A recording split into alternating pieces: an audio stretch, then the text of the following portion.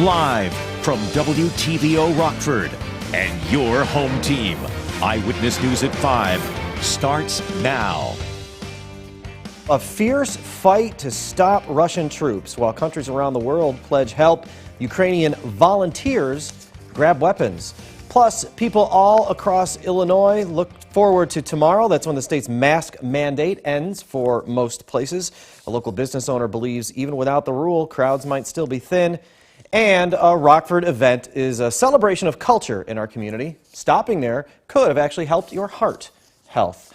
Good evening, I'm Eric Wilson. Thanks for joining us on your Sunday. After days of fighting, Ukraine's president agrees to send a delegation to meet with Russian negotiators at the Belarus border, but he doubts a diplomatic solution can be reached. At the same time, Russia puts its nuclear forces into a state of heightened readiness.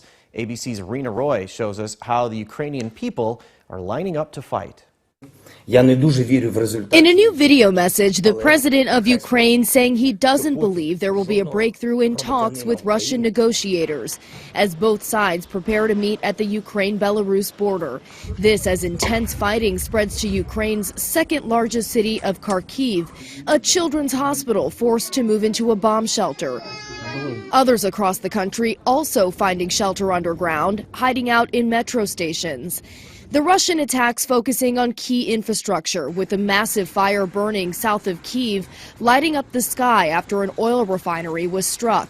Ukrainian military and civilian volunteers lining up to receive weapons to help protect the capital. Kyiv is not only the symbol, it's our native city, and we want to make sure that the world knows that Russia's main target is right now to take the city. Although outmanning Ukrainian troops, a senior defense official telling ABC that Russian troops have faced more resistance than anticipated, burning through supplies such as fuel faster than expected. Vladimir Putin ordering his military to put Russia's strategic deterrence forces in a state of heightened readiness, saying it's in response to what he called aggressive statements from NATO countries. This is really a pattern that we've seen from President Putin through the course of this conflict, which is manufacturing threats that don't exist in order to justify further aggression. Ukrainian officials calling for more military aid as they try to defend their country. We need more defensive weapons, because we are defending our country against a very strong enemy. The U.S. and countries like Germany, Poland, and the Czech Republic are all sending weapons to help bolster their defenses. That was Rena Roy reporting. Monday, members of the Rockford community will come together to pray for Ukraine. Christ the Savior Orthodox Church near Sandy Hollow and 11th will hold a candlelight vigil. The service will be outside at 6 p.m.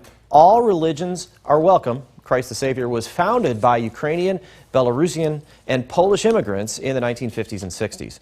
Monday marks the end of Illinois' indoor mask mandate. That means no more hunting for face coverings before you enter your favorite retailer or restaurant. Rachel Perry spoke with a Rockford business owner this afternoon. Rachel, he is ready for the change. That's right, Eric. He tells me it's a day he feels most have been waiting for, but also acknowledges not everyone is ready. On Monday, February 28th, we will lift the indoor mask requirement for the state of Illinois. The end of an era. As positive COVID-19 cases continue to decline, Illinois Governor J.B. Pritzker says goodbye to masks. I'm just glad that part's hopefully over. And some state-line businesses are ready to get back to normal. It's a social gathering place, and masks don't help people feel like they're out and about. John Conforti is the owner of Mr. C's family restaurant in Rockford. He says while some are looking forward to going maskless, other customers aren't quite ready. A lot of people are still leery about going out. That's not going to change. I mean, some people are still going to wear masks, some people are not. But Mr. C tells me he has a solution to serve all customers, masks or no mask. I'm so glad that it's kind of over, but as I told you earlier, a lot of people still don't want to come inside. They thank us every day for still doing the curbside. For that reason, he says curbside ordering is here to stay. And I won't stop doing that until there's a call for it. I mean, if it's become something this business has to do forever, then that's what it's going to do. Mr. C tells me he's excited to finally see smiling faces again. Eric. Thanks, Rachel. Monday also brings an end to the governor's mask mandate for schools. Pritzker spent several weeks trying to appeal a ruling that allowed schools to start governing themselves. The Illinois Supreme Court refused to hear his case Friday, but it also threw out the Sangamon County judge's temporary restraining order that halted the mandate. During that time, more than 700 of the state's 852 school districts went mask optional. The governor believes mandates could be reinstated in the future if needed. There are some places you will still need to mask up. That includes nursing homes and other healthcare settings. Masks are also still required on public transportation. That includes planes, buses, taxis, and ride shares. Those are covered by a federal mandate. Dozens of runners took advantage of our warmer weather to support local athletes. This is the 9th annual Hug an Athlete 5K in Belvedere's Doty Park. The Belvedere Park District event raises money for the Park District's Special Olympics team. That'll pay for things like equipment, uniforms, and scholarships. Some of those athletes were there to cheer on race participants. 2020's 5K happened about 3 weeks before everything shut down because of the pandemic. Last year the race was virtual because of COVID, and our athletes are just so happy to finally be out and seeing people face to face. Organizers say the event's also about awareness to let people know the Park District has activities throughout the year. Volunteers are always needed. If you'd like to take part in next year's Hug an Athlete 5K, the date's already set. Mark it on your calendar, February 26th, 2023. Now, your First Warn weather forecast from Chief Meteorologist Candace King. Plenty of sunshine for us this afternoon. A live look with the Mercy Sky Track camera out of the Poplar Grove Airport. Look at that plane taking off here late this afternoon, evening. Beautiful day out there. Plenty of sunshine. Temperatures for us this afternoon warmed into the upper 30s, low 40s, rising once again a little above average. That spring-like kind of warmth, something that'll stick around over the next several days. We'll see a little dip in temperatures later this week, but for the most part, our temperatures are expected to remain above average. Mostly dry during that time as well, although once we get into the end of this week and weekend, we could actually have a couple showers and even a few thunderstorms to kick off that first weekend there of March. 39 our temperature in Rockford, 38 in Freeport, 37 right now in Rochelle. Our weather watcher Ken checking in Belvedere with 39 degrees. That dew point temperature at 25. We've stayed dry today thanks to high pressure overhead.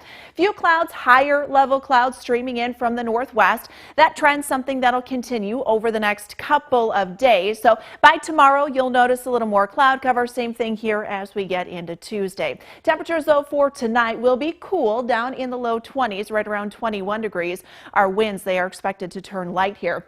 Wind will pick up a little bit, first from the southeast and then shift around to the southwest, at times gusting to about 20 miles per hour. But overall, a fairly pleasant day as that high temperature makes it up to about 45. As I mentioned, we'll see a little more cloud cover as we go into the afternoon. That spring-like pattern, the result of some warmer air coming in thanks to the position of our jet stream. We've got this ridge of high pressure off to the west of us. Downsloping wind coming in off the high plains will actually allow those temperatures to warm. But with that, we also get these fast-moving low-pressure systems. So out ahead of that, we get the warmth, you get a cold front that comes in, you get another warm-up that comes, and then you get another cold front that comes through. Our next round coming in tomorrow, in fact, we've got a cold front that comes in here later tonight.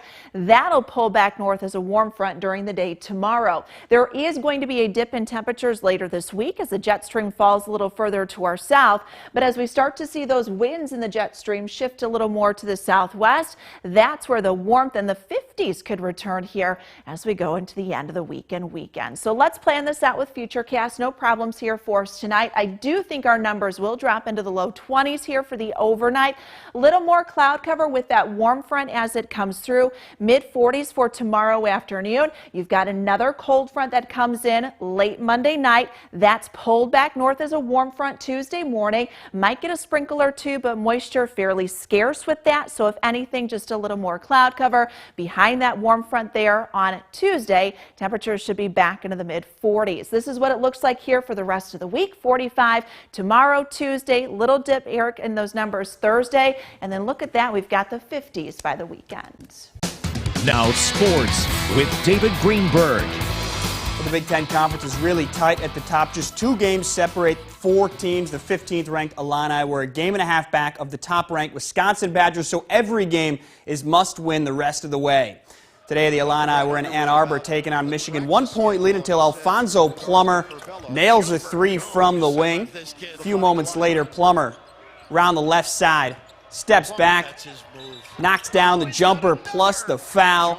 Some good ball movement here from Illinois. Trent Frazier, the kick. Good find in the corner. It's Plummer again, and another triple. He had 26 on the day. Check this play out now. Coleman Hawkins passes on the three, floats it up, no good, gets the rebound, and the one-handed flush. How about that? The Illini put up 46 points in the first half. To the second half, Andre Curbelo, great bounce pass to Kofi Coburn. He slams it home. He led the way with 27. The Illini take down Michigan 93-85. Now just one game back of Wisconsin. Let's hear from head coach Brad Underwood on his thoughts of where his team's at with 1 week to go. Who else would you rather be? I mean, you're in contention in the last week in the best league in the country. This league's brutal. This league's brutal. And that's why you guys get wrapped up in all the standings, and I never look at them until the last game's over with. But to be in contention, and it's just level, keep the forces going the right way, and we'll see where it's at the end. But to be there in the last week of the season, can you ask for anything more? Not in my book. Not in the best league in the country. Sounds like Coach has things on track. Yeah, he does. 1 week to go. With March Madness coming up, I'm very excited about that. A lot of people are excited about that. Yes, but I'm not going to be spending much time on the couch with the weather. So No. We spent most of today at or close to 40 degrees. Yeah, From about 10 this morning, we were in the upper 30s or higher. Yeah, but it was pretty nice out there this afternoon. Temperatures back into the 40s next couple of days. We'll see a little more cloud cover, though. For the next several days, looks to stay mostly dry. Temperatures tonight down to 21, 45 on Monday, Tuesday. Could see the 50s return on Wednesday. Just depends the timing of a cold front. Little dip there on Thursday. Showers and even some thunderstorms possible Saturday. And even that little dip's above freezing. Thanks, Candace. Stay safe.